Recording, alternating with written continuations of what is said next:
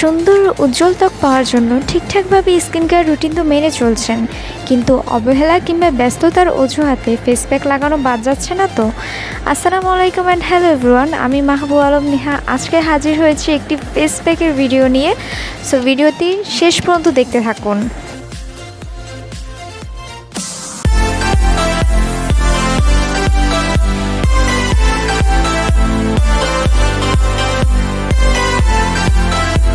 প্রথমেই আমি এখানে যে রসটা নিয়ে নিয়েছি এটা হচ্ছে শসা ও মালটার ছিলাটাকে একসাথে ব্লেন্ড করে দেন ওই রসটা আমি নিয়ে নিয়েছি।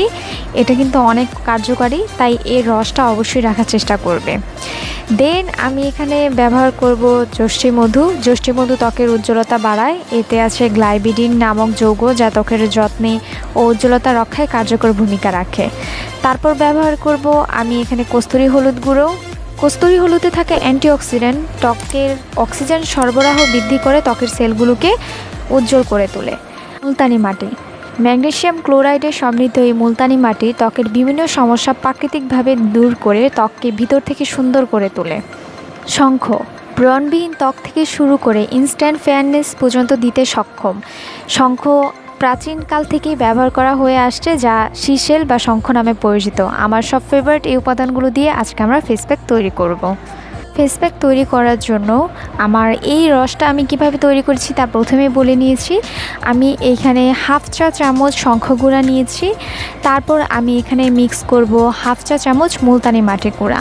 আর এখানে সবচেয়ে বেশি যে উপাদানের প্রয়োজন হবে তা হলো যষ্টি মধু। 1 চা চামচ যষ্টি মধু আমরা এখানে ব্যবহার করব।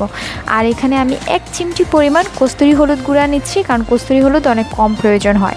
এবার আমি সবগুলো উপাদানকে মিক্সচার করব, কিন্তু উপাদান কিন্তু আমাদের এখনও দেওয়া হয়নি। আর ওই উপাদানটা দিলে আমার মনে হয় যে ফেস প্যাকের গুণাগুণটা একটু বেশি বৃদ্ধি পাবে। সো পুরোটা মিক্সচার হয়ে গেলে আমরা এখন ওই উপাদানটা দিব, আর সেই উপাদানটা হলো আপনারা ঠিকই গেস করেছেন, এটা হচ্ছে মধু। মধু দিলে আমাদের ফেস প্যাকের যে গুণাগুণটা তা আরেকটু বাড়বে, সেটা আমার মনে হয়। তাই আমি সবসময় মধু ইউজ করতে পছন্দ করি। আপনারা চাইলে এটা স্কিপ করতে পারেন।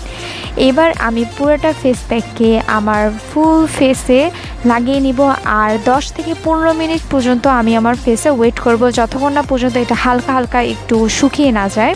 এখানে যে যে উপাদানগুলো ব্যবহার করেছি তার মধ্যে যষ্টি মধু সানট্যান পিগমেন্টেশন কমাতে সাহায্য করবে, স্কিনের ন্যাচারাল গ্রোথ ধরে রাখবে, ফ্রেশ লুক দিবে, ডেড সেল ও ডার্ট রিমুভ করে দিবে। এই যষ্টি মধু দৈনন্দিন ব্যবহার আপনাকে ইউভি রশ্মি থেকেও রক্ষা করতে পারে, ত্বকের লালচে ভাব কমাবে এবং আমাদের ত্বকে পোড়াভাব সৃষ্টি করার এনজাইম টাইরোসিনেজ প্রতিহত করতে সাহায্য করে যষ্টি মধু। মুলতানি মাটি আমাদের ত্বককে উজ্জ্বল করার সাথে সাথে ত্বকের কোষ পুনর্গঠনে সাহায্য করবে, লোমকূপের ময়লাগুলো পরিষ্কার করে দিবে, ব্রণ হতে দিবে না এবং অতিরিক্ত তৈলাক্ত মুখ যাদের তাদের অয়েলটাকে কন্ট্রোল করে দিবে। শঙ্খের সাদা এই গুঁড়ায় প্রচুর পরিমাণে খনিজ আছে ও ক্যালসিয়াম আছে, তবে শঙ্খ কখনো সরাসরি ত্বকে ব্যবহার করবেন না। এটি খুব সূক্ষ্ম পাউডার হলেও এতে আপনার ত্বক কেটে যেতে পারে। যারা প্রচুর পরিমাণে সেনসিটিভ স্কিনের তারা এটা ব্যবহার না করাই ভালো। এবং কস্তুরী হলুদের ক্ষেত্রেও যারা সেনসিটিভ স্কিনের আছেন তারা উইকে একবারে বেশি ব্যবহার না করাই ভালো। আমি আমার ফুল ফেসটা ধুয়ে আসছি এবং টোনার অ্যাপ্লাই করে নিয়েছি। কেমিক্যাল প্রোডাক্টের পাশাপাশি প্রাকৃতিক উপাদানও স্কিন কেয়ারে রাখা উচিত, সেটা আমরা কম বেশি সবাই জানি। প্রকৃতির অবদানকে আসলে অস্বীকার করার কোনো উপায় নেই। আমি ড্যাব ড্যাব করে আমার ফুল ফেসে যখন টোনারটা দিয়ে নিব, দেন আমি এখানে অ্যাপ্লাই করব একটা ময়শ্চারাইজার। এখানে যে ময়শ্চারাইজারটা ইউজ করছি সিম্পলের water boost hydrating jail cream. এই ময়শ্চারাইজারটা নিয়ে কিন্তু আমার একটা রিভিউ ভিডিও আমার চ্যানেলে আছে, তোমরা চাইলে দেখে আসতে পারো। আর এই ময়শ্চারাইজারটা বেশ ভালো।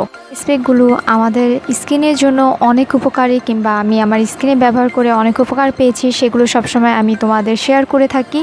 তবে আমি এখানে একটা কথা বলতে চাইবো যে যারা সেনসিটিভ স্কিনের আপুরা আছো তারা কস্তুরী হলুদ, শঙ্খটা আর হচ্ছে মালটার রসটা একটু অ্যাভয়েড করার চেষ্টা করবে, যাতে তোমাদের স্কিনে কোনো ইরিটেশন না হয়। বাকি উপাদানগুলো তোমরা ব্যবহার করতে পারো। আমার ভিডিওটি যদি ভালো লাগে আমার চ্যানেলটা সাবস্ক্রাইব করে নিও, কমেন্ট করতে ভুলো না। ভালো থেকো সবাই, বাই বাই।